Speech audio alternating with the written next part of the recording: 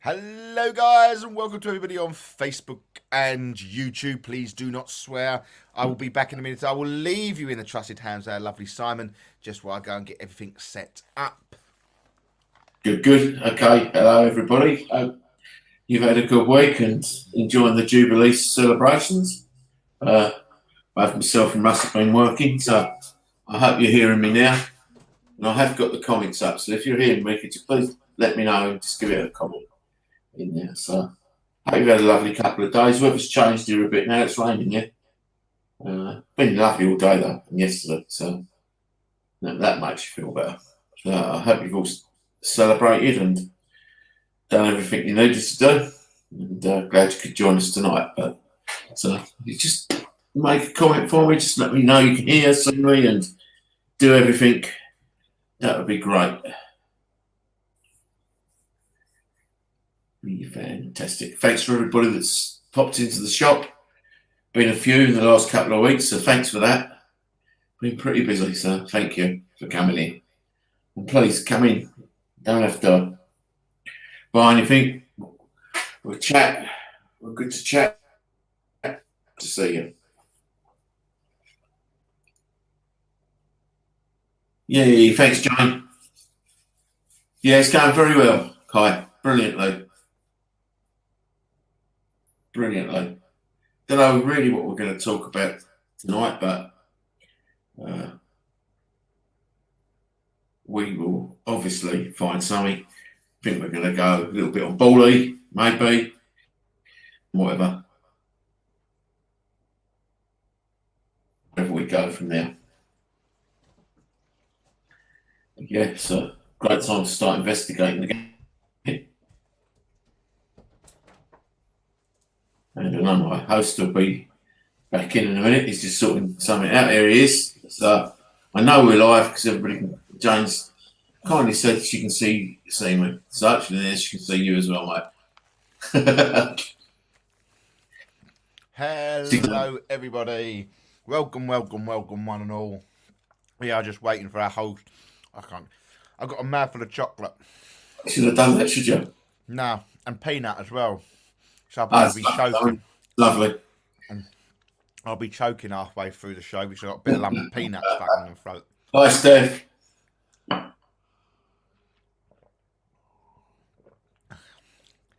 Hi. Please bear with us. We're just waiting another minute and then we'll be going live and we'll be talking whatever we want to talk about. So just please, let's have a look. Who we got? We've got Marie Robinson, Kai, Key. Remember that. We are doing an investigation in a couple of weeks. Evening, Russ and Scott. We want to come along. Oh, let us know.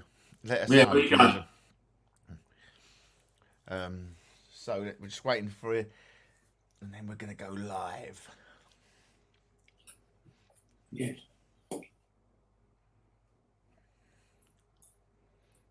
Right, are you ready? Yeah, always. Let's go then.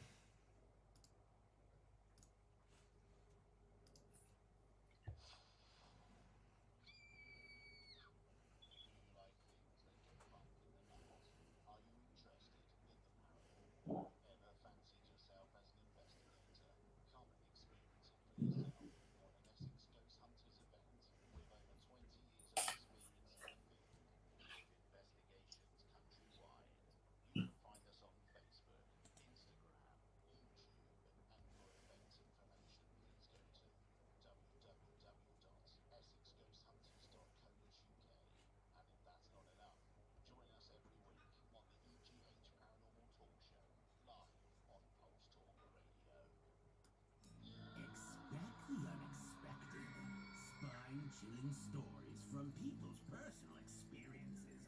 Your #1 radio station for the paranormal Pulse Talk Radio. Sponsored by Scott Allen Clairvoyant Medium. Your compassionate connection to loved ones in spirit. www.scottallen.net.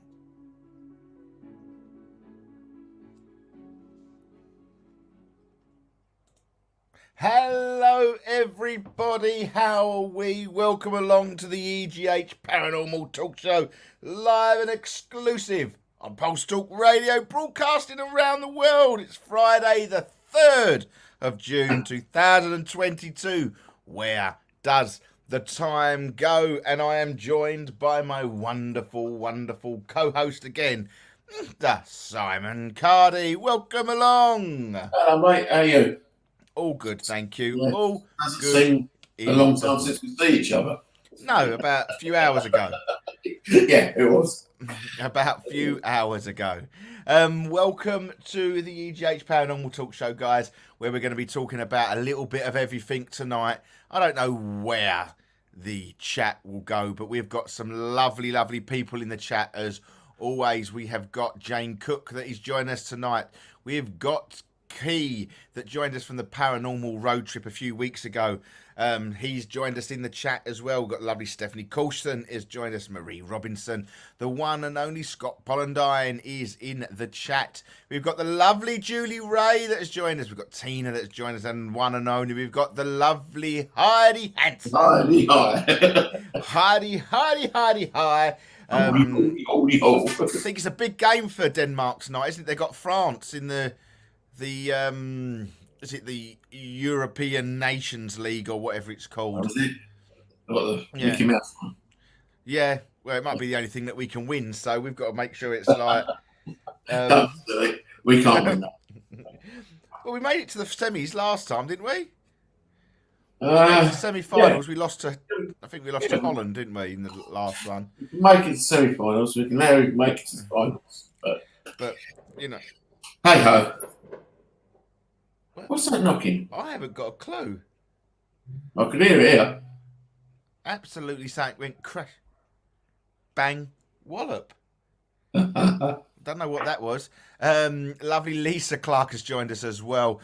Let's crack on with the show. I just want to do a couple of shout outs as well, guys. I'm just going to play one advert before we go into it, so I'm just going to hit the button now.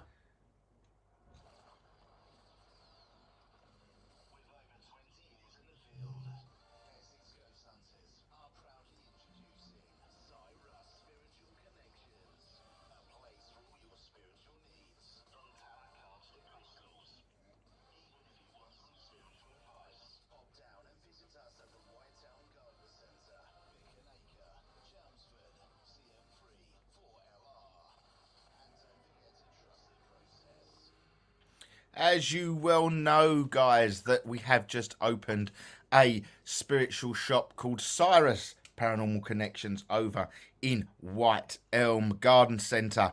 And if you do fancy popping down to see us at CM34LR, come in for a chat, have a chat. We've had a couple of people that do listen to the show from Pulse Talk Radio pop down and see us in the week. Nice to see you.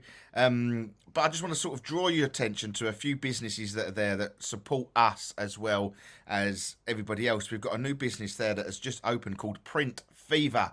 If you want all your canvases, any printing done from T-shirts to caps to aprons, you name it, Chris can print it for you. So if you've got any prints that you need printing, you know, please, it is Print Fever. You can go and find him on Facebook, and he'll be happy to sort of help you out. Business cards, you name it, he'll print it. It's brilliant.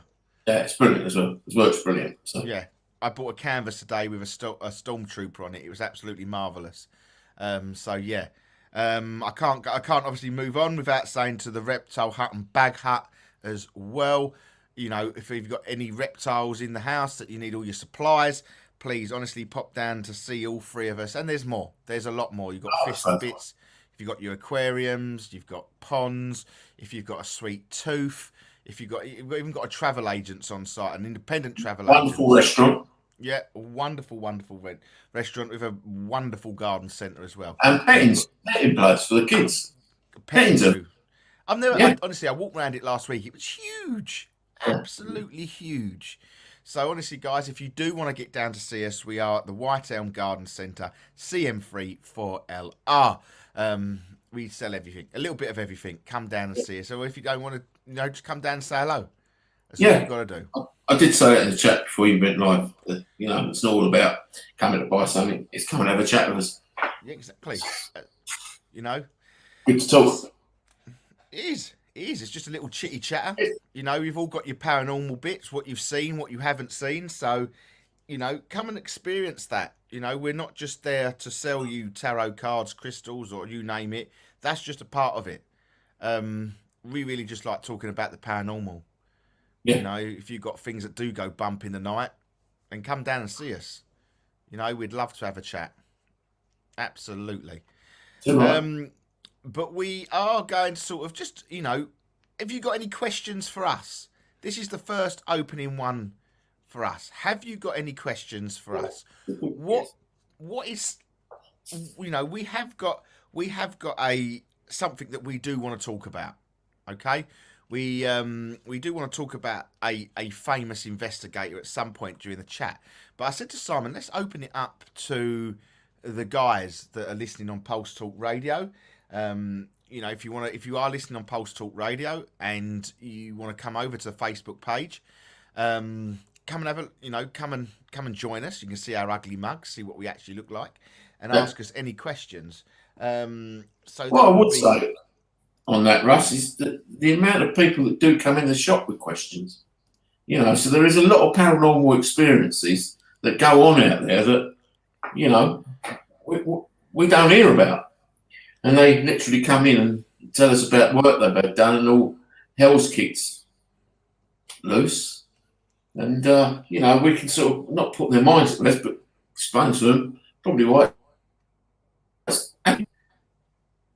And so much as we can, but... And that's what it's all about, though. It's that interaction. A lot of people sort of, not to say they feel they're on their own in this sort of stuff, but... sometimes people are a little bit embarrassed to sort of say that they believe their property may be haunted or having paranormal activity. But no, honestly, guys, come down, speak to us. But if you know any questions now, what do you want us to talk about? Have you got an opinion on something? Have you been to somewhere recently that was haunted? We may have been there. Tina has put hold on. I've lost Tina. If the sweet shop sells chocolate bananas, I'm there. I don't know about that one. Yeah, no, they do. They do. All old-fashioned sweets, Tina, like my day. Oh, yes, they do. Tina, I can assure you. There you go, Tina. Scott is going to pop down at some point. I still need to pop down at some point for a natter. More than welcome. Be great to come down and see you anyway. Debbie Baxter, I believe in all things paranormal. What got you involved in the paranormal, though, Debbie? Even though you believe, what actually got you there? What was that defining moment? Yeah, that defining moment. That sort of think, well, hang on a minute, there is life after death. Because me and Simon, I suppose, not to say that our end goal is, been reached within the paranormal. But when we first started, it was to sort of prove that there was life after death. Yeah. That was the simple, for us. Probably to ourselves more than anything in the first place. Yeah. Exactly. And that's where I sort of, not to say that we've reached that goal because we've had so much activity, but, it's just that sort of, what is the next step? What is the next step? There's always something else that wants us to sort of get going, how it was. And, I sort of gone, I suppose not gone backwards, because that's the wrong sort of word. I don't necessarily mean I go backwards, but I think, it is now, I've got to a point where we get so much, and when we look at it, you spend a little bit more time trying to sort of not poo-poo it, but try and put in something to see why. Yeah. Yes. And don't you think though that you investigate something which leads to something else, which leads to something else, which leads to something else, which takes you further away from wherever you were in the first place. You have to go back to see, to sort of quantify what you first investigated. Yeah. Yeah. So that's what I find. I do get that. So Key, Hever Castle and Gardens was mega active. Me and Jodie just come back from there to film episode 2. It was crazy. I can't wait to watch that over on the Paranormal Road Trips website, a YouTube channel. Get over there. That's near Bowler. Hever Castle. I thought it was Kent Hever Castle. Oh, is it? Yeah. I'm sure Hever Castle's in Kent, but I'm not too sure. Okay, where's Hever Castle? I'm pretty sure that's Hever Castle is in Kent. What am I thinking of? Down by in Suffolk then? Well, they won't let us get in. Headingham? Headingham? Yeah, that might be it. All right, I'll take that back. Hever Castle's probably in Kent, right? Just test Hever Castle, yeah, it is in Kent. Yeah, thank you. Let's have a look. Debbie Baxter was saying, when me and my daughter both took a picture at the same time with the exact same camera, and her picture showed up something and mine neither. Wow. No, that'd be good to see that them 2 pictures as well.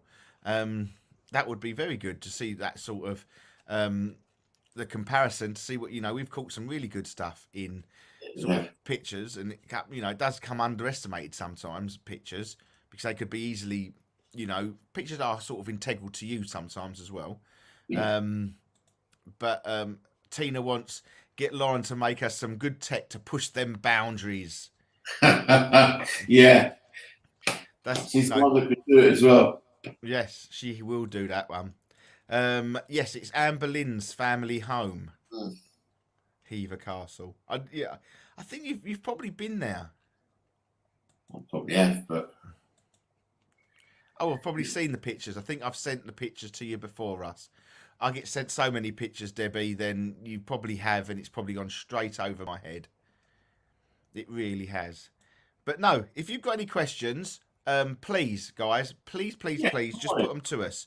Any question that you want to ask about the paranormal, there is no boundaries to this. Absolutely no boundaries to this. We're not going to shoot you down. We're not going to do anything that we might not have. Yeah, we may not have the answers. Definitely not. We may not have the answer at all. But one thing we have got to do, though, guys, I was informed today, okay? That our Facebook page, the Essex Ghost Hunters page, is 6 likes away from 6,000. That's cool. All right? Yeah. Come on. Right. And I ask you guys, please, if you haven't liked the page, please go over to the Essex Ghost Hunters page, have a look, and give us a like. It would be absolutely great if we could get 6 extra likes tonight to get us over the edge. That'd be brilliant, wouldn't it? Be brilliant. 6,000. And we haven't boosted that. That is just taken us, since we started Facebook, probably over 10 years ago, when it was, when it was all starting. We haven't paid for, we've boosted the posts, but we've never boosted our likes or followers. So it'd be absolutely brilliant if you could just head over there and just give us a little like, and it will be absolutely fantastic. And hopefully, I don't know if actually Facebook does or doesn't give us a live update when somebody does it. So we've got loads of people. Ryan Stevenson has just liked it as well. So thank you. So it should be 5 more to go. So please. Lucky Scott. Seen where Scott's going this month?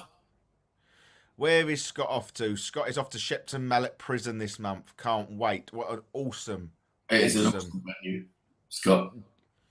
Awesome. Absolutely brilliant venue.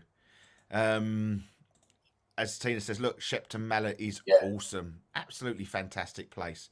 Debbie Baxter, I like Hadley Castle. Has always felt a presence when I am there. Yeah, Debbie, I get the same. Hadley Castle. Well, we actually, Russ, we were chased around Hadley Castle. You remember that time? Yes, there is a live somewhere. Yeah, there is on there that you know, well, it was pretty intimidating. It really was. It was only me and you for some reason. Yeah, I know. I remember being at the back of it and caught in that pit. Yes, that was it. Yeah, at the back. Yeah, I don't know why it only been me and you though. Yeah, don't know. Who knows? But Who knows why? Who knows why? But we was, and it was pretty intense. And the walk from the car park to the actual castle at Hadley. Yeah, that's pretty intimidating as well. Yeah. And sometimes, as you're coming down from that road, you go left, don't you, down to the castle. Try going right, because you'll pick up there as well. Strangely enough. I don't think I've ever been down that way. Yeah, try it.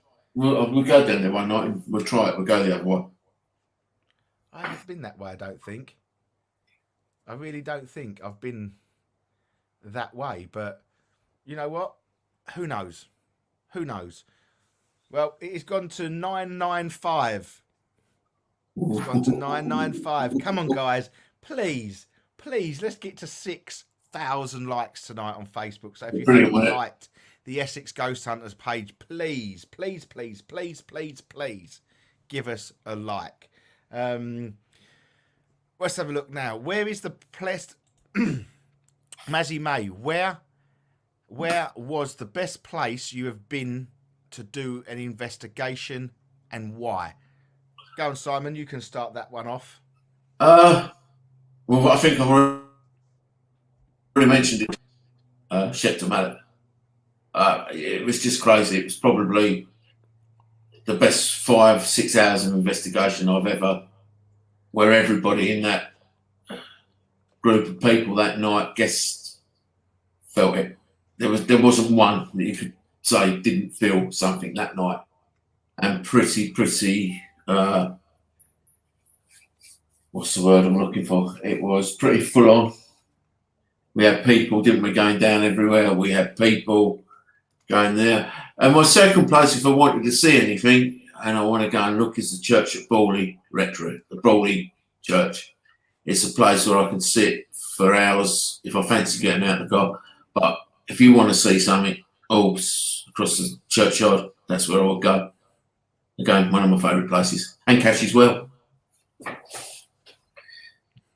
So there's Simon's favourite places. My probably would be the cottage in Wales. That would probably be my favourite location. When we held the seance, probably one of the best seances that I've ever witnessed. And I'm saying when there was this, this country style table lifted off the ground, which would have taken everybody around that table to lift it, not just one, it went crash. That was pretty intense for a seance. Probably one of my favourite locations. Shepton Mallet is up there. Craig Wynos Castle. Don't tell me that, because you never let me be there yet. Yeah, well, we can't get there for a minute, can we? So, no. But that was pretty intense, very intense, with activity. It was when I went down into the basement area. I remember walking down the stairs and looking in front of me, and on a chair there was a cardboard box. And I said to Joe at the time, who was walking behind me, I said, Joe, that box is going to come up and hit us in a minute. It's just in that right place, and within seconds, this box just picked up and threw at us down this tunnel. And it's like, oh my God, why did I get me bloody camera out for that? You know, it was really, really sort of intense, and especially up in the medical bay up there wasn't nice at all, to be fair. A bit odd, a real deep odd feeling. So yeah, they would be my sort of favourite places. Scott said he can't wait doing a sleep over there too. Yeah, we slept there. No, we never slept. Yes, we did sleep at Shep. No, it was at Shrewsbury we slept. Tina agrees with Si. It was another level. Yeah, we've had some fantastic. King's House is full of love, though. King's House is full of love. It doesn't. How can I say it? Not. It doesn't have the nasty energies lurking at King's House, but the church next to it, that's a different matter. Yes, no, that is a different matter. Stephanie Coulson, guys, have you ever visited the Chelmsford Museum that has one that has some strange energies, especially up the stairs? Yeah, we have done Chelmsford Museum. Yes, and there's that funny piece on the stairs, though, isn't there, at King's House? Not King's House, the Oaklands Museum, I think it's called, isn't it? Yeah, there is. The grounds is quite mad as well. Yeah. There's a coffin in there, I believe, as well. The old concrete coffin, if I remember, in the Oaklands Museum. I think I can't remember, to be honest. Out the back. Yeah, it's such a long time ago since we've done it, isn't it, really? Yeah, we had a lot of that. We did it Years ago. Very much a long time ago, and the stairs were very, very active. Is that where somebody lost their legs? Was it Duncan? Possibly. I can't remember. It would have been around Duncan's. Yeah, I think the picture was taken and you couldn't see Duncan's legs. They disappeared. I'm sure. I doubt if he'd be listening, but if he is. Yeah, it's a Roman coffin. Yeah, I remember that. I remember that had some really good K2 hits there as well. Julie, can't forget Valence House is up there as well. Yeah, I agree with you. I do agree. God, that was a weird one, Valence House. It's got some funny energies there. It goes up and down, that one. Yeah. Really goes up and down, that place. Yeah, but then, we have had good experiences there. We've done it twice, haven't we? Yes. You remember the first time the piano tinged, and the woman that was running it had to leave. She didn't want to stay there because she'd never heard the knocking at the door like she was getting. Yeah. And then the attics, that's dark. The attic is a dark place. Yeah. But I would, the standout memory for me was Valence House. I don't know if Lisa is listening. Lisa Vose is listening, but we was in the basement with Lisa's group, and we just heard this herd of elephants run across the top floor, like bang! It was like bloody hell, that is loud. So I don't know who it was. I don't know who was with me at the time. Run upstairs, and they actually said there was no one in the room above us. No one. It was like, really? It was almost if people were falling through the ceiling. It was just ludicrous noises. And I couldn't explain that one, and that was madness. The guy at his house that makes people drunk as you walk in the door. Oh, yeah, he is hilarious. He is, actually. Nice ghost. Yes. Nice spirit. Nice spirit. Boom, boom. It is, with King's House, it is probably one of the most treasured venues that we've had the pleasure of actually hosting a ghost hunt, because you can actually go in there and it almost feels like you can get a night off. Yeah. Everything that we do with is nice. That would be, that's why we like doing it. It's lovely, a lovely feel. So that's nice. That's nice. Jane Cook has put, have you ever thought of using head cans to catch everything you see?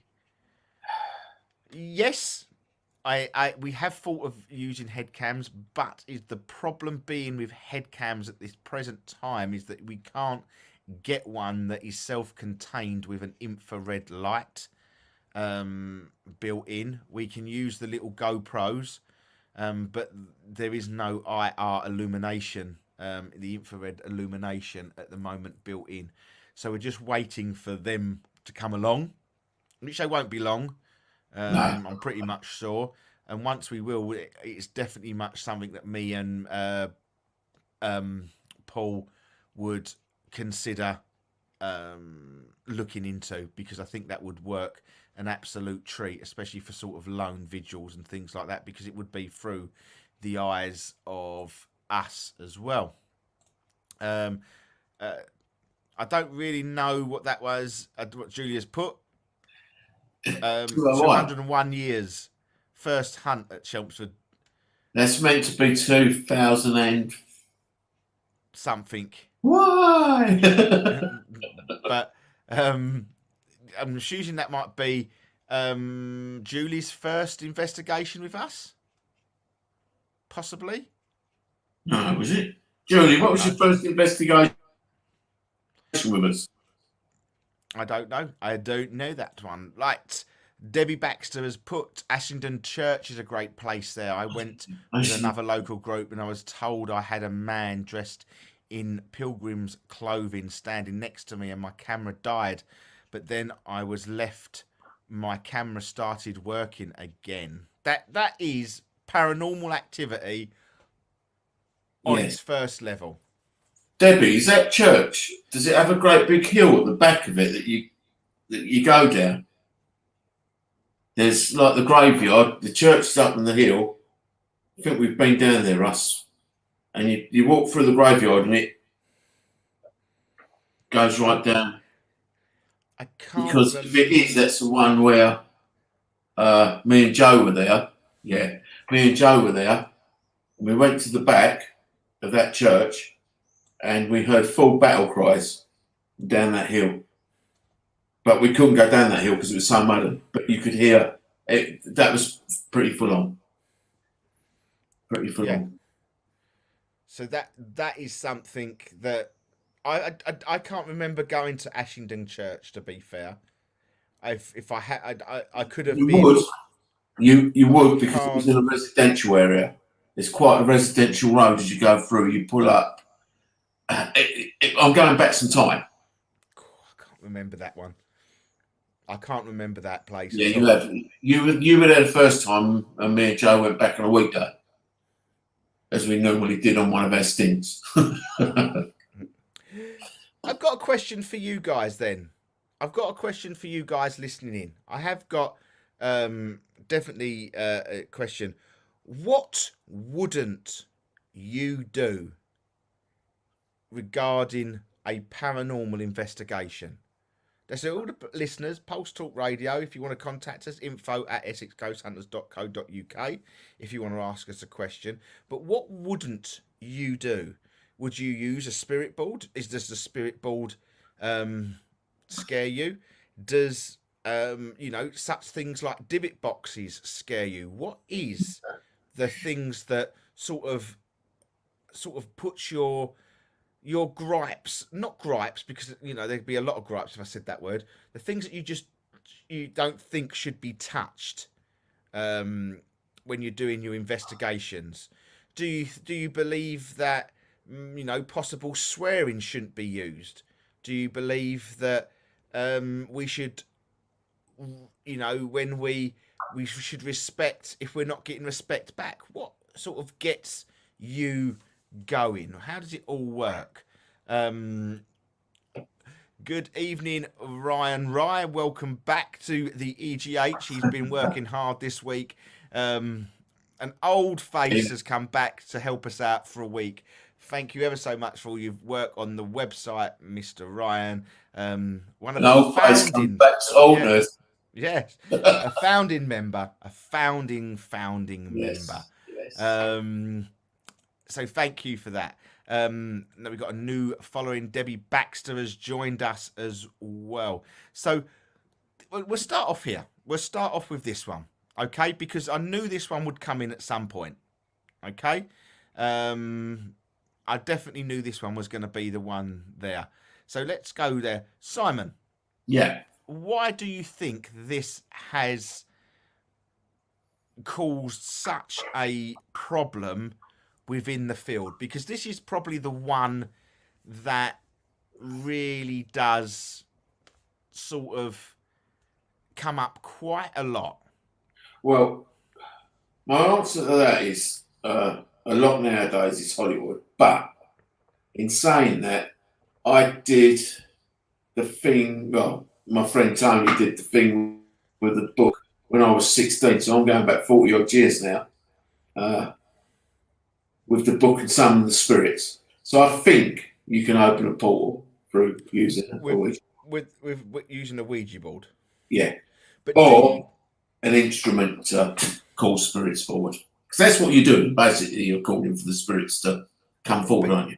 do you not feel, okay, that board is no different to any other piece of equipment that you are using?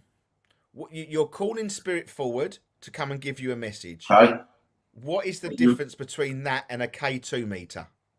There's no, well, the difference is you usually use a board with other people, I would say.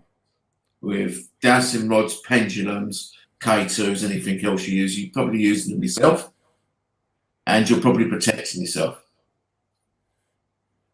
And I think if you're using it with other people, a spirit will find the weakest link.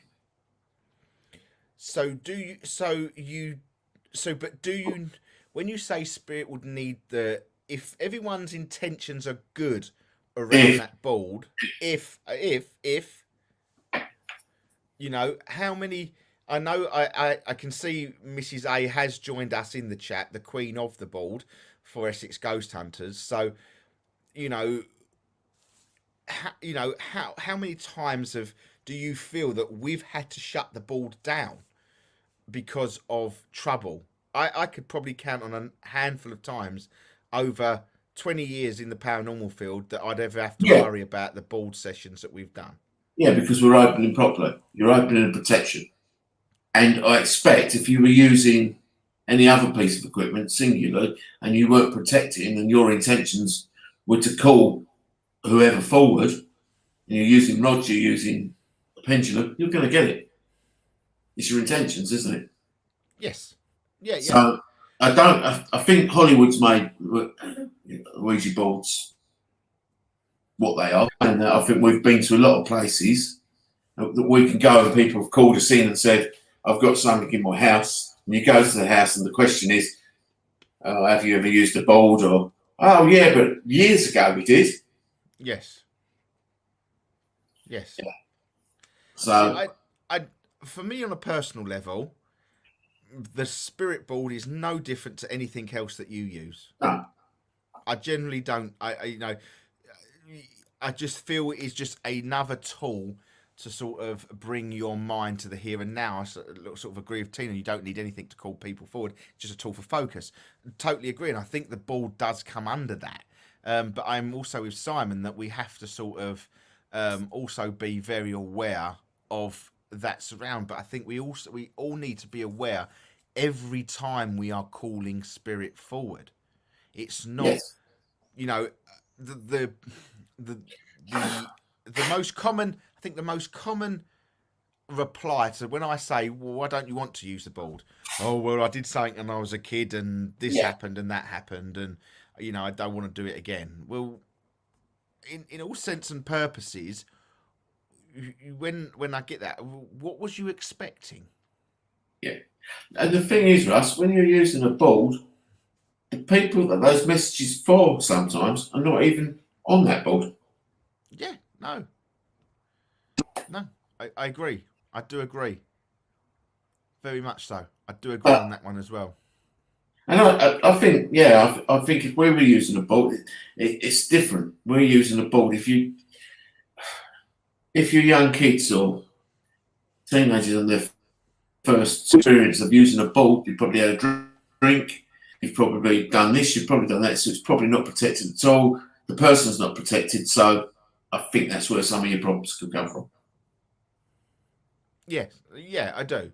But I do still think that if you're doing, when we do a séance, I think that is pretty much using the same sort of technique as Yeah. what you would be using as on a spirit board as well. Yes. Yeah. But you know me, you've worked with me. I like to Yeah. push the boundaries as far as it's safe to do so. Sometimes you have to sort of see the things that are close to sort of, it's just one of them things with spirit boards. It is very chalk or cheese. There's no in the middle with it. No. There is no in the middle with it. I think a lot of makes sense. People scared of spirit boards in films, like you said, Simon. A lot of people agreeing with you on that as well. And it is a bit iffy. It is a bit strange to see a glass move. But as I say, we've spoke about boards in the past, and let me just put, and I don't want to sort of aim it just at you, Debbie, because that's not. But you was the first one to put it. But what happens if it isn't actually spirit moving that glass, but it is someone around that table moving that glass without them knowing? What more? But it's still spirit influence on mind. Yes. Oh, 100%. Yes. That's what I'm saying. I'm not saying it is, it's someone faking it. That's not what I'm saying.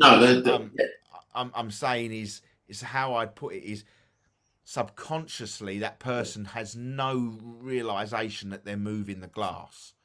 They don't. They just think it is all happening spiritually because, as you say, spirit pick on slightly the weakest, and then come into it that way. So, that would be quite. That's how I see it anyway. But let's have a look. Hold on a minute. Very true. What happened with me and my cousin? The word death come out, and 20 years my cousin tried. We had no protection. But the spirit will make you panic no matter what. Mm. If there is not negative energy. If you got sort of dealing with maybe a demonic side, they're going to use words like that just to frighten you, but it doesn't necessarily mean that's going to happen. There's a big old gap between the word on your board and to your cousin's passing, which is sad. Any passing is sad, and I can see where you're coming from. But I've had death threats and everything on the board. To me, it's like, oh yeah, do yourself one. Do your best. Do you know what I mean? Do your best. That's how I sort of do it. I just palm it off with a stick. But I do get it. I do get it. Yes. With spirit boards, it is very, very chalk or cheese. But if you're doing it with someone that is in control, definitely. I'm trying to go backwards and forwards on the chat because of the questions are now coming in about the boards, but there's more questions about different things. What is the best way to open up a board session? I know moving the glass in a positive motion is good to do so. Okay, so I will just do a quick demonstration of how Mrs. A opens the board. Okay, because I know how she does it, and that's how she feels the best way. So Mrs. A will physically use her hands to wrap the board in a protection motion. She'll go over the board and under the board, over the board and under the board by saying her prayer, whatever that blessing may be. And then she'll go the other way as well, and she'll go vertical and horizontal across the board. So it is wrapped in a cloak of protection. Okay, so she's always protecting the board. We always place a few dark angels underneath the board. Now, when we say dark angels, they're only dark in colour. That doesn't mean they're a negative energy. Okay, a dark angel is out there to collect lost, so-called lost souls or spirits, whatever you call them, that are trying to get through to the board. I'm now hearing whistling for some strange reason in my ear. I don't know where it's coming from, but that was a clear whistle, and it was like a. If anyone heard that, please. If anyone heard that on Pulse Talk Radio or the Facebook chat, please tell me you heard that, because it was quite clear, and it seemed to be only in my right ear. That's probably karma getting its own back, because what you did to me with the camera the other day, Russell. It was still the best thing. You looked at your phone was even the funniest. But no, and so she puts a positive prayer around the board. That doesn't just include the actual board itself, it includes the planchette. And we're quite old fashioned. We use a glass. Don't have to be a fancy, we just use a glass. Yeah. As long as you put you, and when I say, I was going on about the dark angel under the board, and I asked them just to swirl the bottom of the board, because oh, I do apologise for everybody on the radio there. I've just coughed down and probably blared your ear holes out if you're listening on headphones. But we do that because if a negative energy, and when I say a negative energy like the demonic, will always come from the underneath of the board, because that is where no one is paying attention. Everybody's paying attention at the top of the board. So the underneath of the board is very much the entry point for anything that is going to come in. It's not going to come in the top, because we're all paying attention to the top. If it's going to make itself known, it will come in from underneath the board. So I always place a dark angel underneath that board to stop that from happening. And that's as simple as it gets for me. And Simon, I don't know if you open the board any differently. No, I think it's the way we were taught. So I agree. Yeah. So I told you them peanuts would come back and get me halfway through the show, didn't I? It's definitely them peanuts. So I don't know if that helps you guys. Okay. The only thing that I will say is, don't be frightened of the board. Be frightened of the people that are doing the board, but don't be frightened of the board. No. I think a lot of, if you do get a sense that the people around the board are not great, then don't do it. But if you feel the people around the board are good, or if you feel the person that's opened the board has done well, then, go with it. Go with it. Put your protection up and you'll be safe. You will be safe. Yeah. And it gives you some really lovely messages. Really, really lovely messages. Right. Hold on a minute.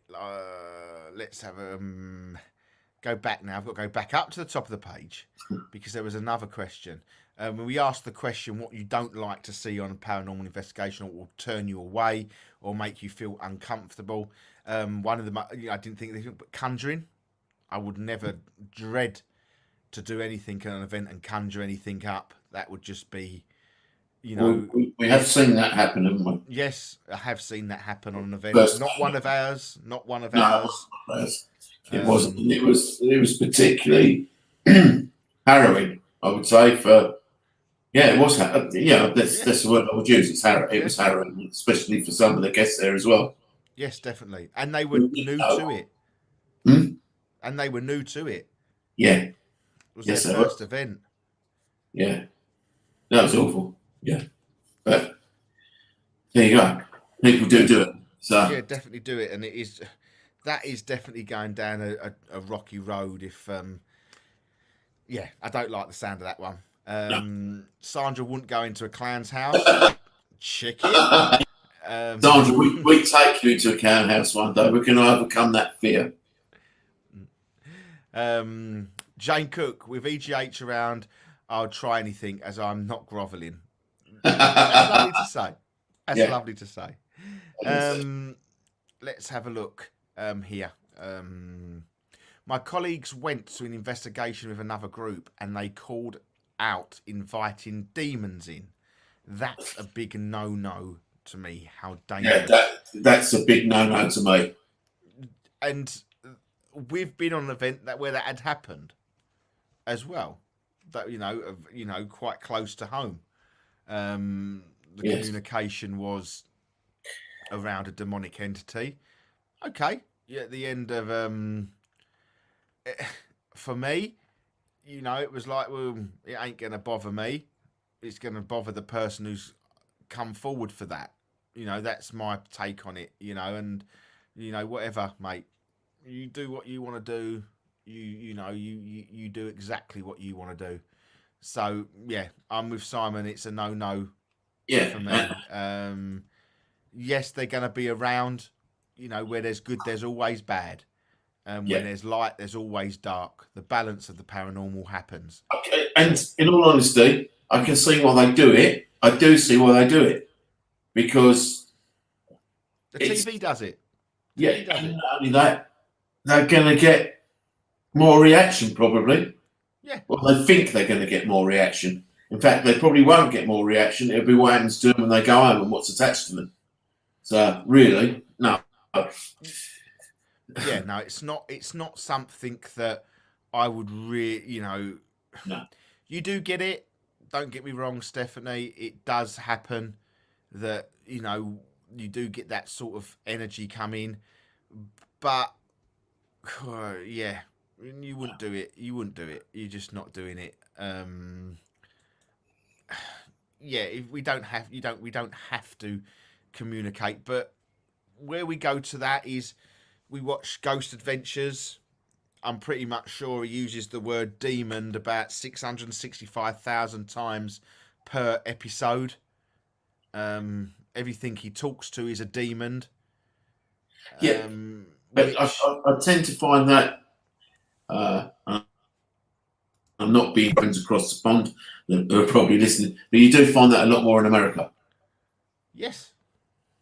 That it's more demonic, but do they just mean demonic as we would say negative? That would be my stance on that one. Do they just mean negative? Exactly. No, I do get that. I do definitely get that. But if you use that word, you can't help but you follow the line of it. Yeah. Say if you're new into the paranormal world, say if you're new into that and you watch these programs and everything you see is demonic this and demonic that and demonic this and demonic that. Yeah. They're going to start using them words. And when you start using them words and start using that intention, then there's a good chance you don't really know what you're dealing with. Yeah. Russ, I totally agree. I do totally agree. Yeah. And I do blame a few of these television programs. Yes. If you watch certain programs, UK programs, the word demon is very, very rarely used. Very rarely used. Which is good. If we let's balance it out. If you watch Help My House Is Haunted, very rarely do you hear the word demon. You've probably heard it about 3 or 4 times, probably within the 3 series. But if you watch something like Ghost Adventures, it is used every episode. Yeah. And it's more of a pull. Yeah. It's got that you're dealing with a demon. Wow, bosh. Everyone thinks the devil. Straight away you're dealing with Satan. Look at the hierarchy. Look at the Book of Solomon. Do you know what I mean? There's a massive. You're very highly unlikely to get Satan, are you? You've got to do a hell of a lot of digging before you even get to sort of what if you're looking at biblical sense and the hierarchies and things like that. When there's minions upon minions upon minions before you even get to I think I do believe it's 8. Before that serve the devil or something like that. And it's like, oh, you know what? If you feel like that, then go for it. But I don't think anything really. If you listen to some of the, they calling a poor, I say poor, but someone who's been in prison for doing something wrong. In these Ghost Adventures, they're a demon. It's not, mate. It's a negative energy. It's negative. It's just done something nasty on this earth plane. Doesn't mean it's demonic and it's going to grow horns and come and have hooves and stamp all over you. It's not, so, but that goes back to that sort of same thing though as the spirit ball, doesn't it? Yeah. Yes, it does. Yeah. That's it. Let's have a look here. Absolutely, Conjuring is not good. It's irresponsible with running events. Totally agree, Tina. Couldn't agree more. Well put, and a very blunt way as well. I don't think I've got any more questions on this subject. I really, really don't. I'm getting already told off. I'm getting told off because I've spelt something wrong in the banner. What is spelled Apparently wrong? so. I've got to put co.uk, not com. So probably getting loads of emails, and it's no one's getting through. So I've just changed it. So if you want to call it, it's www. No, it ain't. It's info@essexghosthunters.co.uk. Send us a message if you're listening on Pulse Talk Radio and you've got access to the internet. Please, it is www. I can't keep saying it. It's info@essexghosthunters.co.uk. And if you want to check out our events page, it's www.essexghosthunters.co.uk. Wouldn't be Mrs. A telling you off, would it? No, it wasn't. Oh, no, that's all right. It wasn't. I think Mrs. A then was becoming our spelling policeman. spelling police like Mrs. Arnold. Guys, come on, guys. We need 5 more of you. 5 more likes on our Facebook page. Anyone listening on Pulse Talk Radio that hasn't give us a like on Facebook, please just give us 5 more to get to the 6,000 likes. That's good. That would be good. And if you just do us a favour, everybody who's listening, just share it. Just share Essex Ghost Hunters just for tonight. Come on, let's have a party. If the Queen can get to Jubilee party, the Jubilee party, the Queen is celebrating the monarch for 70 years. We've got to celebrate the 6,000 mark. So come on, guys, get clicking, get over to Facebook, and give us a big follow and like button, so we can get there, and then we can have a good old do do do do do do do do. Oh no, it's gone another one. We're to 4 away. 4 away. We are 4 away. 4 away. We're getting there. Thank you, Lucy. Has joined us as well. Thank you for a big like and follow. We're there. We're 4 away. 4. Come on. Boop, boop, boop, boop, boop. We want a party. We want a 6,000 like party tonight. But no. Yeah. So thank you for the first half of the show. That is absolutely brilliant. Absolutely fantastic first half of the show. It's your show as well as ours. So before I carry on, is what we're going to talk about next. Okay. Now this is very, very sort of you're one side or the other with this. Okay. But we want you to have your thoughts as well. We're going to be talking about Harry Price. Yes, we are. Okay. Harry Price. That is what we're going to be talking about. Okay. For anyone who don't know Harry Price, he is the Borley Rectory investigator, lead investigator. Actually, he was a magician. Pardon? He was a magician. See, I see that actually could majorly... Right. Okay. So okay. Okay. So I won't go into that. Yeah. Give us an insight into Harry Price. Harry Price, well, amongst other things, he spent quite a bit of his life debunking fraudulent spiritualists. That, before he ever went to Borley, that was his game. So I think what he learned in the Magic Circle, whatever, he would expose fraudulent people who were doing readings and whatever they were doing. They were sitting at seances and going into it, and Harry Price would debunk them because he would bring them into a studio back in them days, you're talking 1920s. He'd bring them into some sort of studio, like we did, but then he would defraud them. So he spent his life doing that, and then he went into. Well, I don't know how he actually ever got invited to Bawley, but he ended up at Bawley and did his investigations, and they sort of debunked him at the end of that. But there's a whole story in between there that I will try and go into as much as I can, because a lot of it will relate back to our experiences at Bawley, which is really, really weird. So obviously, you know, he spent a lot of time at Bawley, didn't he? I think there was about 3 or 4 years in total there. He went in 1937 and come out late 1938, just before the war. So But- probably just over a year, maybe 18 months. But he went in there to debunk it. He came out of there a believer. That's, from what I'm reading, from what I'm seeing, that's how it happened. But why has he got this presence of fraudulent? How has he got? Because no, I think that goes with the townspeople. They didn't want him in there in the first place, okay? Because they didn't want Londoners coming into Suffolk. They didn't want their town being disturbed by people coming in from London to come and see Bawley, because it was a haunted place.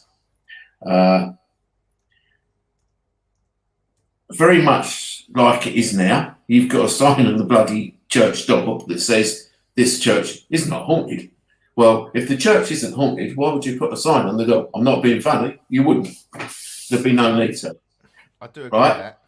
Bawley, he went in there with a vicar and his wife were in the rectory. So the wife basically said, if you don't tell them, I will. But the vicar was scared to tell, and Harry Price was told that he could never tell that story. The vicar was going to tell him, because, you know, as a vicar, you can't believe in ghosts. And that vicar had seen the ghost of the nun in the rectory. His wife had seen the ghost of the nun in the rectory. So that, I think is what Harry Price was brought in to debunk. And Harry Price used a medium, I think her name was either Ellen, something like that, but he used a medium he could trust. So the first one, he sort of did the seance, and he was a disbeliever then, and he would literally tell you that he was probably gonna, just like me and you, would go in and be skeptical and say, right, we're going to do everything to debunk it. There was 4 people on that first seance. The first time Harry Price, I think, saw a ghost at that seance, and never let anybody know. The medium would never go back, run, and would never go back. So what came out of Bawley Rectory was, I think, very much not just a story, but I think he went in there to debunk it, but it grew and grew and grew. And I just would love to be able to get all of the... He wrote down, and everybody that went and investigated there wrote down what they got. Even if it was nothing, even if they sat there for 24 hours and got bugger all, that's exactly what they would put. He had a person on, or people on all night.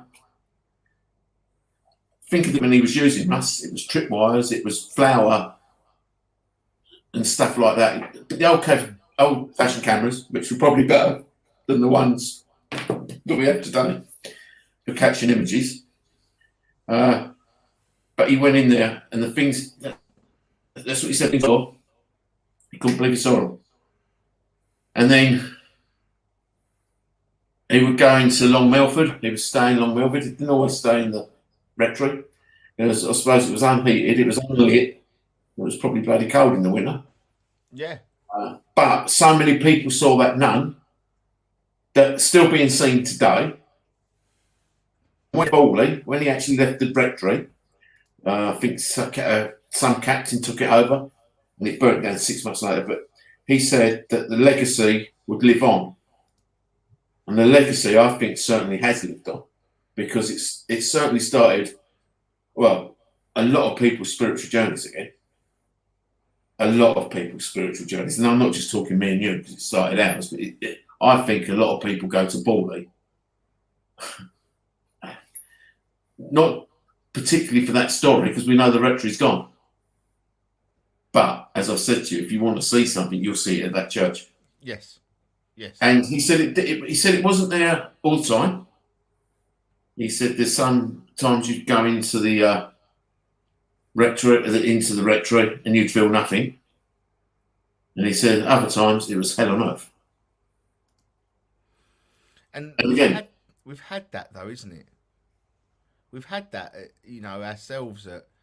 Mate, sometimes, as you know, I can't get out of the car. Hmm. I cannot get out of the car.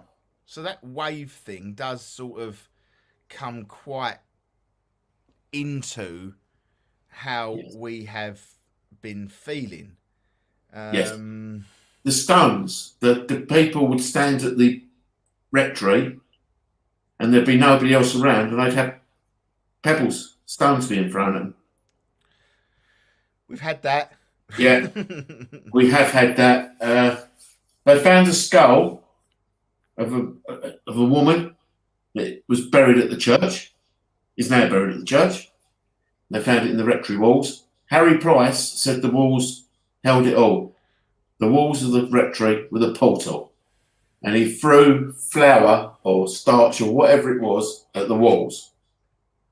And as he did it, because he worked out that if you did that, it would work out a name. And that's where this has all come from. Because the name Marion or Marie come up on the wall as they did the flower on the wall. So it had had everything there. Yeah, he was there for a year. He was there for a year. It had the nun. It had a well that would link places. They had a dowsering who found treasure, but they never dug it up. So that could still be there. But where you drive up to the church, where we drive up to the church, yeah, that's the old ruins of a gate or whatever you see. Yeah, that was where the rectory, where you drove up to the rectory. So the more activity would probably be down the road. Where Adam that time just walked up that road. Yeah, yeah, which was a bit freaky. Yeah. We've had we asked a question a few weeks ago on our Facebook page. Was he a fake or was he real? It had a bit of diverse opinion, which is, it's what it's all about, the paranormal. I'm going to read out one message that come in. It was from Andrew Bridgewater Walkers. There is no doubt that he was more than enthusiastic about exploring all things supernatural, as are a lot of people, himself including. I've known many such people over the decades. They all have one thing in common, which is that they want to witness something supernatural. The fact may mean that such people, perhaps without knowing it, are prone to interpret the unexplained events of something supernatural. That's where discipline and self-control and vitality are important. Quantities of Mr. Price undoubtedly had abundance of, so I believe he was genuine and the kind of person who would would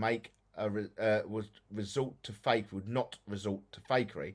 I don't think that he was Mr. Price's nature to fake something, not least because he had the reputation to protect. Yeah, and I seriously believe he was putting Bawley Rectory to debunk the whole situation.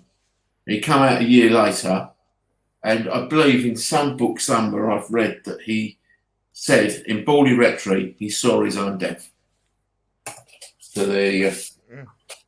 There you mark it. We have Fiona has commented. He once was a chairman of the Ghost Club. Yeah. I know the integrity was important of all its members, so being a chairman put his honesty above all. Yeah, agree. Agree. Michael has commented, I think he was an amazing. He paved the way for modern ghost hunters. He may have added artistic license to Borley hauntings, but the actual ghosts are authentic. Hundreds of witnesses can't be wrong. He was a magician after all. However, those goons at the SPR who tried to discredit him only dared slate him after he died. He would have sued them if he had been alive. So yes, I'm a big fan of his. But isn't that what happens anyway with most things? You know, a lot of people do like to sort of kick people out when they've passed because they've got no comeback. So someone with such diverse opinion like Mr. Price, you know, and he could have. There has been. The thing with Price, he actually did that investigation with 2 of them at one point. That, you know, that took some balls to actually do that. There was only 2 of them actually investigating that at some point. Yeah, I say. And I'll tell you what, I wouldn't have fancied it. When people, Stephanie Caution, people say he's a fraud, I disagree. He called in to give his specialist opinion, I think, after calling out the fakes. He did, yes. You're right, you're bang on. Scott, that church is haunted, I tell you. I've been there a few times. I don't know if this is the book that you've been reading, Simon. No, this is, well, you won't see it, but what's it called? It's called The Most Haunted House in England. It's by Harry Price. And it's got some of the investigations. But I've since learned that all these investigations are held somewhere. So I can actually probably get hold of them all. Which I'd love to read it. I would love to read it because some of the things he did, Russ, was, well, probably beyond his years. You know, he obviously had to think about it and make experiments happen. Because there was only 2 of them in the house, so he'd worked out that he put all like tripwires they were with bells on. He put them all over the house so they could hear if these were being set off. There was only 2 of them in here, and they were constantly. To be fair, that's a pretty goddamn good experiment for any sort of because that is sound over visual, and when you're in a dark place, you want sound. So that's a damn good experiment. Yeah, if you ask me. Yeah. I just want to say to the Paranormal Road Trip guys, thank you for sharing the page. Appreciate that, I really do. Scott has put, Borley was my first haunted place when I visited when I was 16. Yeah. Mine too, Scott, and I was, probably the same age. Probably about the same age, Scott. I'd say it was my first place as well, where it all changed for me. I'm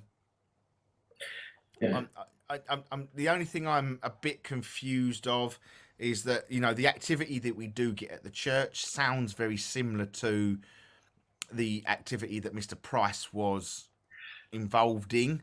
And they do say the energy's just picked up and moved across to the church. There was That's a weird thing.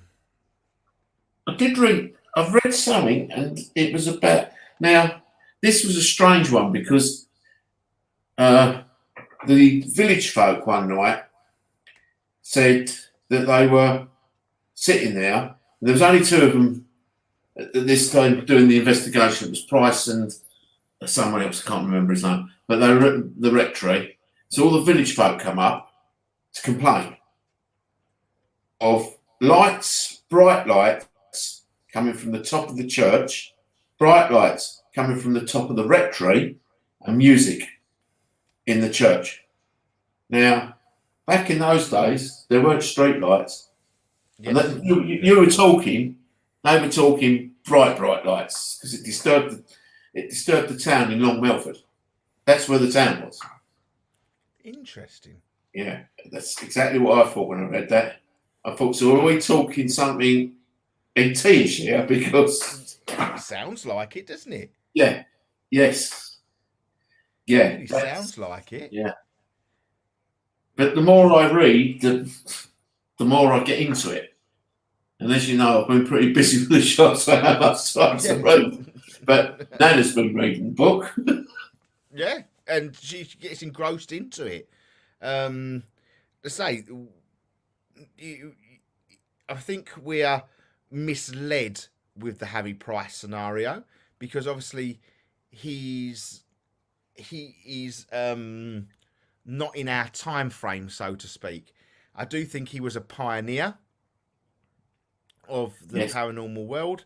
I really do. I do think that he played a massive part in obviously steadying the paranormal research side of things, Yeah. how you would go about doing it, dedicating a lot of time to these areas. I think he had, like, not studios, but like labs in places. So he actually took people to labs. So that's how he worked out if they were actually mediums or not. So the mediums that he used when he was in Bawley would have come through those experiments. It's interesting. He's a very, very interesting. I've watched. I tried to watch the film recently, the Ghosts of Bawley Rectory, but the acting was so bad that it was like pulling teeth at some point. I couldn't last the end. I did get it. It seemed to be very much along the lines of his book, how it was going. Because I say he brought good friends in, didn't he? Daughters and sons of good friends, didn't he? He brought people he knew, but he also, on the other hand, invited 40 people that he didn't know. So they come in and stayed in that rectory and documented everything they got. And they all reported seeing the nun in the garden. They all reported stones. So it wasn't just one, it was 40 odd people, Russ. It wasn't just one. The thing that made me laugh, if the film was anything to go by, and he actually did it, it was when he got everybody there and he said, "Right, you can stay up all night. I'm going to bed with my cup of tea." That made me laugh. That in the film, it just was like, "That's brilliant. You're the paranormal investigator. You've got the two youngest to stay up all night while you're going to go off and have a cup of tea, and have a sleep." That sounds like something that I'd want to do at any point. Sounds good. I tried to watch the film, but it was just such poor acting. I thought, I can't do that anymore. But I still believe there's more to the place of Bawley that we actually know to this day. What, as in haunted? Still there, yeah. I believe it's still in some of them houses that have obviously been built near it, on top of it. I bet they're as haunted as hell. But they're not up for sale a lot, though, are they? No, they're not. They're not up for sale at all. And you would think if it was something that was that haunted, that you wouldn't want to stay there. No, but like the scenario of the cage, when if you don't believe in it, you're not going to fear it. So, and to be fair, we haven't heard much about that recently. Exactly. And so the person that went in there before it burnt down 6 months after Price left there, and they don't know what caused the fire. But the person that went in there was a complete non-believer. Didn't care two hoots what was in there and what wasn't in there. Probably a bit like Granddad. Probably was. It wasn't necessarily it's actually. Did it burn down a couple of times? It wasn't just once, was it? No, it burnt down and they just left it, I think, and it just went to sort of rack and ruin after that. Which is such a shame because you imagine that now as a rectory intact. God. Imagine going to investigate that. It would be superb. I can't stop yawning, guys. I do apologise to you. And I've had quite 2 days, quite a normal 2 days to be fair, and it still ain't woke me up at all. But do you know any more in what Harry Price did, apart from No, Ballsy? no, and that's what I'll I would just, love to do. I I'll would just like give to you. get Kim out there, or yeah, Kim. Can I you just. find out if we've got any Harry Price experts? So I'd love to get them on the show.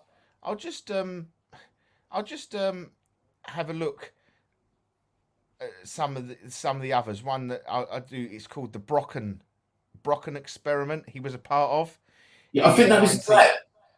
In I think 1932, Price travelled to Mount Brocken in Germany with C.M. Jode, a member of the National Laboratory, to conduct a black magic experiment in connection with a cemetery in Gotho, the Blockensberg Trice, involving a transformation of a goat into a young man by the invocation of a maiden, Yuri Bolla, better known as the film actress Gloria Gaynor, in 1981 to 1962, produced a great deal of publicity, but not the magical transformation. Price claimed he carried out an experiment, if only to prove the yeah, the fallacy, the truth. Yeah. So he was out to. It was always out to debunk things. This is what I can't understand. When he got to Bawley, why would he fake it? Would you? Do you know what I mean? Why would he fake it? You've got, let's play devil's advocate here. Obviously, Bawley Rectory was coming towards the end of his career by the look of it. There wasn't much more cases after Bawley Rectory that he did. There is one after Bawley Rectory. Rosaline Price claimed to have attended a private seance on the 15th of December 1937, in which a small 6-year-old girl called Rosaline appeared. Price wrote he controlled the room by placing scratch powder Starch powder, into the starch floor, powder, yeah. locking the door and taping over the windows before the seance. However, the identity of the sitters or locally where the seance was not relevant due to the alleged request of the mother of the child. During the seance, Price claimed a small girl emerged. She spoke and He took her pulse. He took He took her pulse. Yeah, wow. Price was suspicious and supposed the spirit of a child was no different than a human. But after the seance had finished, the starch power was undisturbed, and none of the seals had been removed from the window. Price was convinced no one had entered the room via the doors or windows of the seance.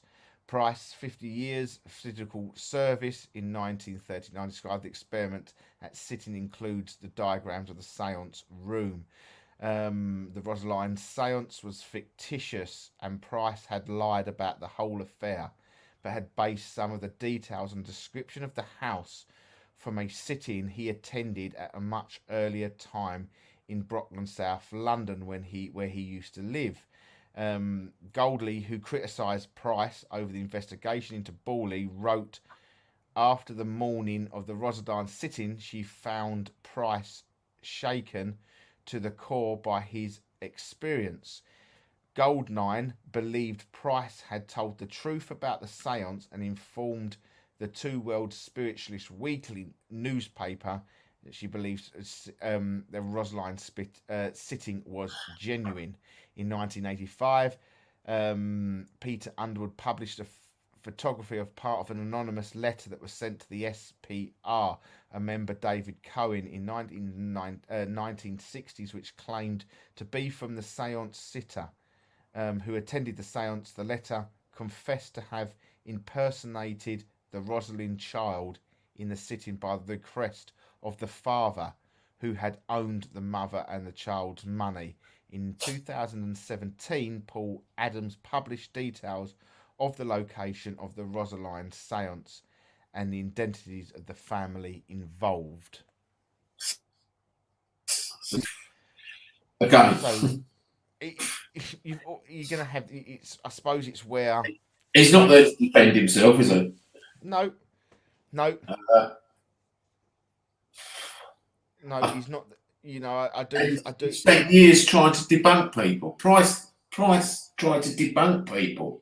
Do you know what I mean? And so what? I don't get why he would. I don't know, mate. I don't know. For the benefit of the debate of the argument, I generally think Harry Price was a real and genuine person. But let's say if he was out to debunk people to make himself look good, he'd debunk everything apart from what he finds that makes him look good. That would be, for the devil's advocate out there, how that would roll out. Yes, I do think that there's some people would, are definitely going to go after him. That's just you look at the paranormal field now. It's no different. It's no different back then, is it? Yeah, the difference is that it's more easily sort of slag offable on social media now. Yeah. So, evening Trina, welcome to the show. Hi Trina. So the Harry Price side of things is my genuine gut feels he's real, and he was quite an in-depth investigator.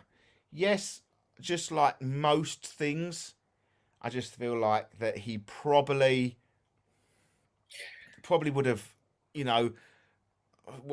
ramped it up just a little bit. I don't know if he would have ramped it. I don't know if he would have ramped it up. I don't know. I would, from reading what he did at Bawley, and reading all them experiments, as he said, as it showed you, if nothing happened, he would generally put, well, nothing's happened. Nothing's happened for 3 months. Yeah, I think that was it. There was times when nothing happened for 3 months and everybody sat there and recorded it.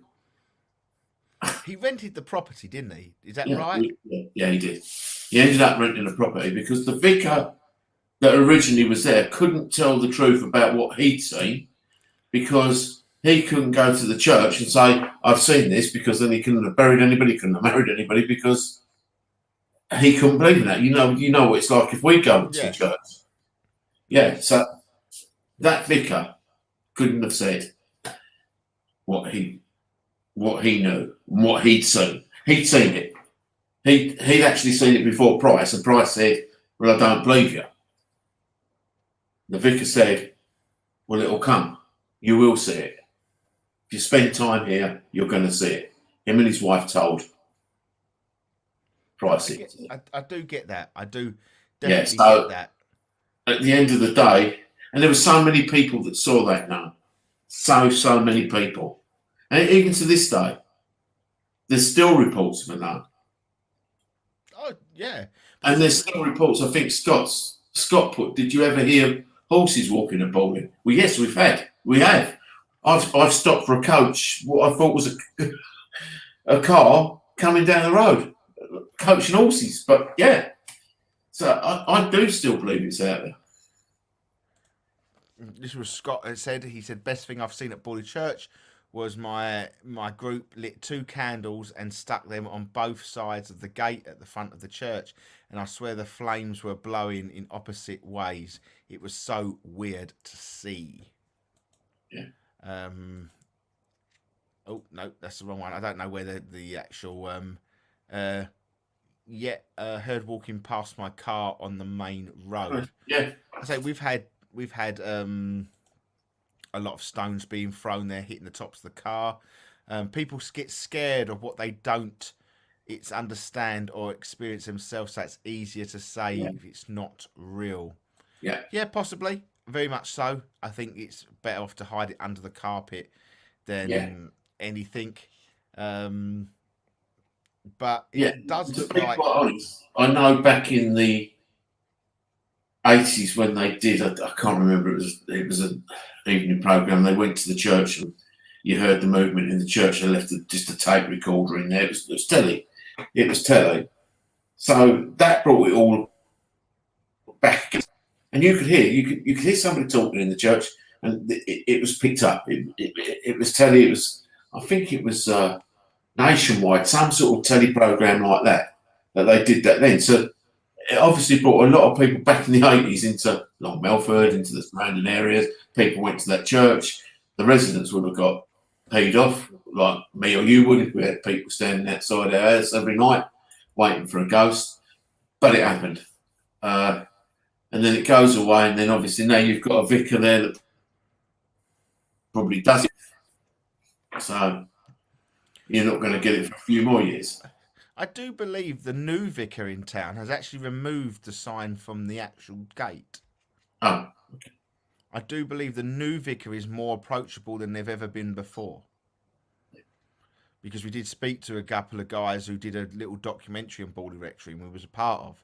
And they said that, you know, they actually got clearance from the, you know, the I don't know what you call it, the vicarage of that, you know, that church. And they said that's fine as long as they don't involve the, you know, the vicar's actual name and things like that.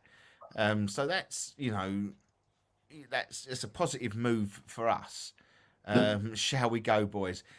We'd love to. We'd love to, but you would have to do it in very small numbers because of the logistics of the area. The locals would, you know, you're best going in little groups of 3. Yeah. Max. Don't take no more than that because they would get very, very peed off. This is a good question. Very good question. I can answer that one. I can answer that one. If vicars can't believe in ghosts, why do they believe in the Holy Ghost? Because there's one ghost. There's one ghost of Jesus, and that's a ghost they believe in. There should be no other ghost, Julie. So if you see another ghost, you shouldn't be a vicar, I think. Well, I say, well, it goes along that biblical line, doesn't it? Yeah. It goes, you know, we're gonna go down a rabbit hole. You know, you've asked the question, Julie, so we've got to start going down a rabbit hole now with that question. I'll leave it up for everybody here. But I do believe the Bible is written to keep faith in a positive movement forward. Yeah. One person will come back at, as in one ghost. One ghost can come back and save us all. Yeah. Where the bloody hell is he at the moment? You know what I mean? You know, everybody's in dire straits. You know, it's costing a fortune to fill up a car. You can't eat your house. You can't have a bath. Everyone's going to stink. You know, no one's going to eat. Everyone's going to be skinny. You know, where is he? You know, is he going to come back? Possibly. Might already be here. Exactly. He may always be here. And that's, you know, I just think that the Bible is written to try and keep people focused on something. I think it is weighing a little bit in modern times. I don't think what you know that is. Say it. Why hide it? Why hide it? Swear. Why hide it? Say what you see. Yeah, I know what you think, Julie, and I think the same, to be quite honest. I do think that I don't see, you know, how a book written all them years ago hasn't changed. You know, you look at Chinese Whispers, it's gone from German to Latin to German a few times. Anyone could be having a muck around in that book. If you're the translator and you think, God, I'm dying tomorrow, I'm going to have a little wind up here, so let me just, this bloke, Jesus, he's a good bloke, isn't he? Let's change the water. Let's make them all pissed. Let's change it all to wine, you know. And he's written it down. Do you know what I mean? And that's now gospel. He changed all the water to wine because they was all alkies back then. You know. Yeah, no, I totally agree. I totally agree. I do believe some of the Bible. I think it's there for all to see. I do believe there is something with the Bible. Do I believe in God? My God is probably different to the biblical sense. Yeah, I do believe in something. I do pray to something, but it's not the God that's written in the Bible. He is a creator. Yes, I do believe there's a creator, but what that creator is, I don't know. I don't believe it's the one written in the Bible. No. I think it's too much. You know, we did an episode on the Jesus bloodline. You know, on my other show on a Thursday, the Jesus bloodline. You know, if you follow the Da Vinci codes and that sort of stuff, there is a so-called Jesus bloodline living today. You know, Jesus did have children, and they are hidden within time. And you know, where are these? You know, are they hidden or are they actually in plain sight? You know, are we looking at the the big powerful people? Um, you Don't know. know, I don't know. I don't know if they're the people that we see on telly. You know, have got Jesus blood. I don't know, but Anthony Beck. who knows? Who knows? Well, I don't Who knows remember. yeah, they I get on it. they're icons. They're icons of the British. You know, they're going to be the. You know, when we talk about Morecambe and Wise, Howell and Pace, you know, the two Ronnies, and you know, they're going to go down in history along that line. You know, who knows? Just had a message sent in from Carl. There is only one God, Mother Earth. Mm. You know, so, but I do think the Book of Revelations does touch on extraterrestrials as well. Yes. I believe that. I do believe. You know, I do believe that. You know. Yes. Oh. There's a. Hold on. Right, there's a massive question coming. You're going to lose half of us, but there we go. Several times I've been asked how I see God. Is it the biblical God? Is it a spiritual God? The best way for me to describe that the unseen energy that are both within and in the surrounding area is the spiritual God. My psychic abilities make me be able to see both more, hear, and have a conversation with him through my spiritual heart. Over the years, I have tried to put words to see as how I see God. I see him as love, unconditional love, the eternal truth, and I see the smile in your face. I don't know if it's not going to all come on. I don't think on that, is it? No, I don't think it is. No, he's not going to. There might be a bit more to follow on that, but no, I agree. I don't. Yeah. You know, I don't want to say it's. I think it's wrong for these priests, vicars, whatever you call them, clergymen, men of cloth, to say that there is only one ghost. I don't think that's right. I don't think that is right. But that is their belief, and that's the church has been like that. Yeah. Right. I see the smile on your face in nature around me, in the little details holding things together, in the words that looking at space itself. He's everything, the smallest atom, to the vibration of love inside me and you. Yes, that's a good way of putting it. Yes. I do. And that's not, I do not, if people want to believe in that church, they go to church and they have their prayers. It's their own choice. I would never put anyone down about that. They're doing no different to what I do. I pray, but I just don't pray to the biblical sense. I pray to a different, higher being. And that's, if you feel it is a God in the biblical sense, you have to believe that. And when we talk about the demonic side of things as well, I do think that it was been hidden for us for a long period of time, until the dark side began to show its face. That the Bible had to make reference to that to keep us in line. They have to be, there's always something. There's always an attraction. There's a balance. Where there's good, there's bad. Where there's bad, there's good. Where there's light, there's dark. When there's day, there's night. It's all balanced. And the Bible was heavily unbalanced against evil. It was all good.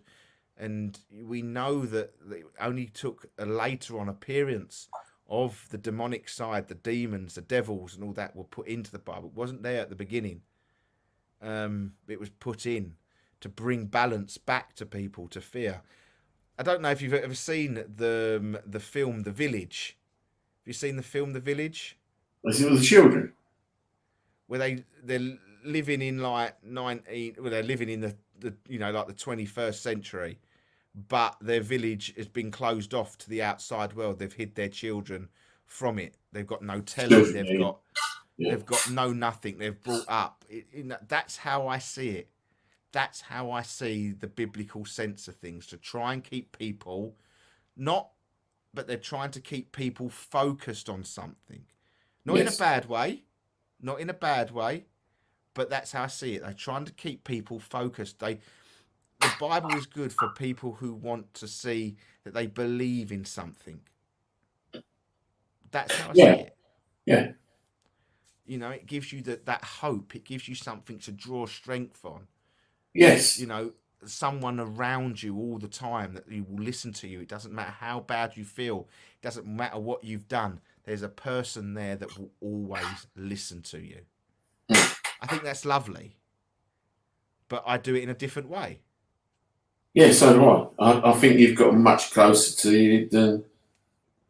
Well, yeah, I think they're much closer to me than having to go to a church and say my piece in the church, to be quite honest. I speak to them every night. I speak to them every morning. Yeah. I do. We've just had a message come in, just by the way. We've just got to go back. Nicola said, Russ and Si, the Bally film was so bad, it was like a GCSE drama production. Was far too much play on the traditional Britain quaintness. Right to you, chap. Lisa's put, it was terrible. I'm the same as Nicola. I did not make it to the end, but it was bad. The new one on Netflix isn't much better. Definitely a bit scarier in places, but the same cheerio. I suppose it was all chucked away in those days, wasn't it? And that was Tommy Warner. Would you like high tea? Yeah. Like that, Stephanie has put, I personally pray to angels more than God himself after all he started with the fallen angel Lucifer. If that makes sense. Yes, that's what I'm saying. Pray to whoever you feel gives you your being. Yeah. Who is here to tell us what is wrong or right? Who is? No. There is no, there is no protocol on who we should pray to. If you believe that you pray to your God in the Bible, pray to your God. If you believe that you pray to angels, you're all praying to the same thing. It takes me about 10 minutes to say all mine, Steph, to be honest. It does. I just go as previous night. As previous night, please, God. Cheers, mate. Thank you. I haven't got much to change today, so I want to get a bit of shut eye. So just, go back 24 hours around this sort of time. What I said then appears tonight. All right, mate. Top man, love you. But no, I don't think there's no wrong and right who we ask to. I don't see, but we do. We always want. Yeah. We always need something every now and then. It doesn't matter if you're in a dark place, a dark time. You talk to yourself. Yes. You talk to things. Why me? It's the most famous words that we all say in our own head. Oh, it Why was. me? Why has it always happened to me? If it was going to happen, it's going to happen to me. Yeah. Why look at it like that? Do you know what I mean? You can't look at it like that. No, just saying that is your prayers to them. Yeah. Why me? Well, don't let it bother you, and then it won't affect you. Yeah. And to be honest with you, probably, I can't remember how many years ago, but say 30 years ago, I started to pray to what I pray to now, and it put me through the worst situation I've ever been in. Yeah. And it did. And I will always continue to pray to whoever it is now. Yes. So, If it's spiritualism, yeah, it's a generalization of spiritualism. Yeah. A spiritual person will open their body to everything, will open their mind and close nothing. You don't put anyone down. You don't put anyone away. Don't. Because I'm going to sneeze. I do apologise for that. That means someone's come very close to me 9 times out of 10. But I've lost my chain of thought. no reading. What's that? No readings tonight. No reading. Just be open to everything. Do not shut anything away. Exactly, so we both have guides, angels. That's why I pray to angels. It's what we feel closest to. Exactly. Yes. Exactly. No one's up there judging you. If someone's sitting there, say there is someone sitting there on a chair, like God's made out to be, sitting at the gates of heaven to welcome you, sitting on his chair. I'm pretty much sure he's not judgmental. I'm pretty sure the creator, who we are, is not judgmental. If you're praying to angels, your message is getting to wherever it needs to go. Denmark 1 2. Who did you ask? Who did you pray for that one, Heidi? Come on. I don't know. I just got to change. We'll just quickly go back to football. Has anyone seen the documentary on Uri Geller, the spoon bender bloke? Was the Exeter bloke? Yeah, the spoon bender. Yeah. And when he moved the ball in Euro 96. When England, Gary McAllister against Scotland, 1-1. Gary McAllister stood up to take the penalty to make it 2-1 to Scotland. And the ball moved just before Gary McAllister hit the penalty. But above the stadium was Uri Geller in a helicopter praying for something to happen. And the ball moved. Honestly, guys, watch it on YouTube. It's the funniest 6 minutes you'll ever watch. But he was in a helicopter above Wembley Stadium at the exact point the ball moved, and he was watching the penalty, and he was going, "Please, please, we need to help. We need to help England. Come on, come on, come on." And if you watch the footage of the penalty, the ball moves about half an inch just before Gary McAllister hits the penalty. It's quite funny. So maybe there is something in that, in intentions to, I don't know if that can actually work, but, Uri Geller, the spoon bender, if and no, I don't mean that in any sort of discriminate. He actually does bend spoons. Yeah. That's what he's known for. I could imagine all our American friends going, "Why are they talking about a spoon bender?" No, they probably don't know. He must. Uri Geller was put. I think he would have been heard of over time. I think he would have been. I don't know, but if you can bend metal with us, I don't know how he does it, but if he does it at all, that's definitely a sort of sit on the fence with that one. But no, guys, we're into the last 15 minutes. Minutes That's gone really quick, actually, of the show. Have you got any questions? Any questions? Come on, guys. Help me and Si out for the last 15 minutes of the show.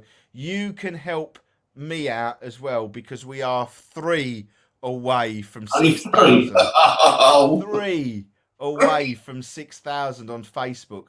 So if you haven't liked us on Facebook, go and knock on your next door neighbour and say, "Look, like these guys on Facebook." Share the Essex Post, please. Come on. Before we've got 15 minutes in the way of Uri Geller. Come on. 15 minutes to make 3 more likes. Come on, guys. We can make this happen. We need 3 of you. 3 of you. Pulse Talk Radio listeners, come on. You've got this. If you got this. You've got this. You've got this. I've put out a begging Facebook asking people to like the page. Excellent. I really wish that Ryan never even mentioned this to me earlier on, because now we're 3 away. To me, and I'll let you know. Oh, don't even go there. It's painful. But come on, guys, help us out. Send a few likes out. Share it far and wide. We just need a couple more people to like. So come on, guys, get your questions in. Get your questions in. So, have you got any questions that you want to ask the people? No, not really. No, really. I think we did it all that time on about Harry Price. But if anybody does know, sort of anybody that would have researched Harry Price even more and can let me know, I'd appreciate that. I really would. Because there must be somebody that's looked into it more than I have. I've only read a book, and well, you know, when I first came across Harry Price was actually at Bawley, if you remember rightly, with those people we went out with, and I was against Harry Price. So that's really full turnaround. Got a question come in. Why is whatever part of the way?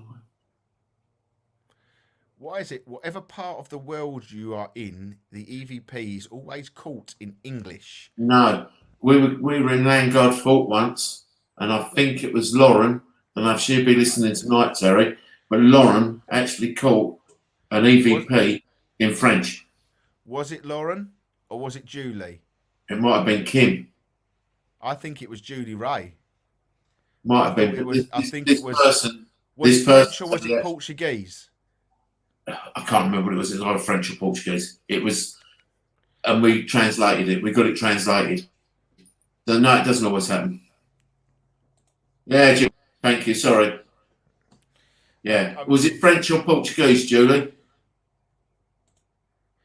Yeah, it does happen. It does happen. But how I see it, Terry, okay, how I see this actually playing out, it's a very good question, to be fair, that we actually, the spirit that communicates with us talks in the tongue that we know. In the tongue that we know. We've had I've had a couple of people come through to me, Harwich Fort. There was a German person that come through, talked to me in German, and I said, look, I don't understand the word you're saying. And then it come through in pure English, because, you know, for me, there is no of anything over there anymore. There is no blocks to talk to me. You know, if they want to put it in English, they put it in English. There's no sense of time or space or whatever over there anymore. That's how I see it. So I generally think that if you do get this person come through to you and they're talking in a foreign tongue, I think you're quite in your own rights to sort of say to you, whoa, look, I don't understand what you're saying. You know, help me understand what you're saying. Put it in the tongue I know. And that's how I think it works. Personally, he said, "Bon chance, Marie." Maria. And that was very, very clear, wasn't it, Julie? Very clear. Makes sense. Yeah, and that's just how I see it. That's just how I see it, matey. I don't see it any different. I'm quite forceful when it comes to my communication with spirit. If you don't want to talk to me, you talk to me how I'm going to understand you. If you don't talk to me how I understand you, I've got no way of talking to you, so I'm not going to waste my time on you. I don't mean that in a nasty way with them. And then Spirit would probably come along to me, and Lee for us would come along to me and said we could work things out in some way. Yeah, I'm not a time waster when it comes to that. It's just cut to the chase and just get it out there. Yeah. We are nearly towards the end of the show. I think we're into the last 10 minutes, guys. So if you've got anything that you want to ask us, please, whatever, anything that happens, if it comes up, we're one away. I'm going to cry with how many people are on our page, but I don't know. Oh, it's 2 away. It's 2 away, guys. 10 minutes of begging. 2 people away from the 6,000 mark. Oh wow! You know, we've got now this is I've seen this. Just seen the Conjuring House just sold for $1.5 million. New owners already experiencing activity. It's a money maker. Surprise me, Steph. That does not surprise me because I don't think it's just the house. I think it's the woods around that house, the barn, and everything else around that house. I think it's all native Indian as well. I think there's a lot of that there. So, But am I right in saying the new people in the house do not live there? I don't know. don't think they've moved in there. I don't think they've moved in to stay there like all the other owners. So what are they doing? Just renting it out for? Yeah. Probably. If you had a spare $1.5 million sitting in your back pocket, Oh yeah, that's gonna make your money back pretty soon. That'd Yeah. be, you could rent that every night of the week. Yeah, you could. If you rented that at what, 500 quid a night. Yeah, plus if you do an overnight, there's going to be bedrooms there. Exactly. That'll make its way back up. Right. I'd love to see what Andrea's take on that is, because I know it's changed a lot of hands. But we spoke to Corey, the former owner, on this show, Yeah, we did. and I never got the sense that he would want to sell it. Well, But maybe for $1.5 million, it might have something to to be fair, yeah. yeah. You know, he's like, how many times do you sort of say to it'd be lovely to have sort of like a haunted museum, things like that. You know, it would be absolutely fantastic. If I had a spare, 1.5 million, it would probably something. If it was just in my pocket burning holes, then I could pretty much make sure it had gone to something like that. Yeah. Could you imagine that, Yeah. doing a radio show every every Friday night from the Conjuring House? Yeah. Yeah, it'd be brilliant, wouldn't it? Spare 1.5 million. I'll be down Cohouse. I'll be down Cohouse. All right. That's it. Oh yeah, look, Per person. Per person. per person. How are they going to get that back quickly, Stephen? It ain't going to be long then, is it? That's ludicrous, though. That's ludicrous. That must mean all night. That's got to be an all night. Yeah, and all night. That's got to be your bed included. I don't know if it's a bed and breakfast. I know spirits are included, but it's not all inclusive. Wouldn't you be gutted though if you spent $125 and it was quite a night and nothing happened? But that can happen. I know, that's what I'm saying. That's what I'm saying. They could well happen. Absolutely happen. And you'd be gutted. I don't know if Scott is still on. But the Conjuring House sort of goes with me along the lines of East 30 Drive. Yeah. It seems very much some nights that you have good nights, and then the other nights you have absolutely crap nights. Yeah. I think you go and find it in the Conjuring House, whereas not many places to find it in East Drive. It's not happening. So it is just, at 1.5 million, you've got to make your money back pretty quickly, I'm assuming. Because if you ain't got that just burning hole in your pocket, the mortgage man would be absolutely, Yeah. But that's going to be full up, though. Everybody's going to walk down there. Of course, yeah, absolutely. Come on, guys, just get us these extra 2 likes on Facebook, please. I'm not a beggar, but this is a begging plea to all of you out there listening on Pulse Talk Radio. If you haven't, please just look at your Facebook and go, Essex Ghost Hunters, like. Then in 4 days' time, unlike it. It doesn't matter. Tonight. Just do it tonight. It's all I ask. It's all I ask. But no, we have come towards the end of our time, guys. Thank you ever so much for joining us tonight. I've hoped you've enjoyed the chat and everything. I know it was a bit disjointed all over the place, but that's how we like it. That's Yeah. how paranormal. Yeah. How paranormal goes. Terry C, thanks guys. Great show as always. Thank you, Terry, for joining us over on YouTube as well. Really, really appreciate it. But no, thank you ever so much tonight, guys. Gonna play you a couple of adverts out tonight, and that'll be it. And we'll be back. Well, I'll be back next Thursday with Journey Through the Unexplained. And I'm back Friday.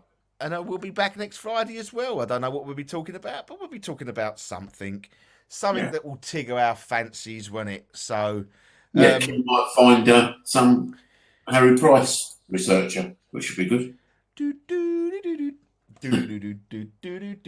Phenomena. Come on, guys, just get me two more, please, before we go. My last beg. But no, guys, we're going to play you out with an advert and a song tonight. It's by Airx's and Told You. So thank you for everybody. To stay safe and take care. Expect the unexpected. Spine-chilling stories from people's personal experiences. Please just bear with us. Radio station for the Paranormal Pulse Talk Radio, sponsored by I think we're off air. Scott Clairvoyant. Well, I know we're not off air on Facebook just yet. No. So just stay there just for a minute while I put the song on.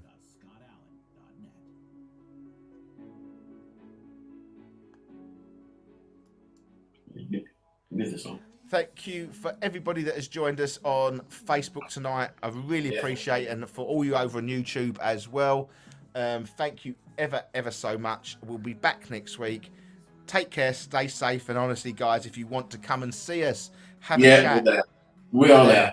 White Elm Garden Centre, CM3 4LR. Take care, stay safe, and see you next week. See you next week.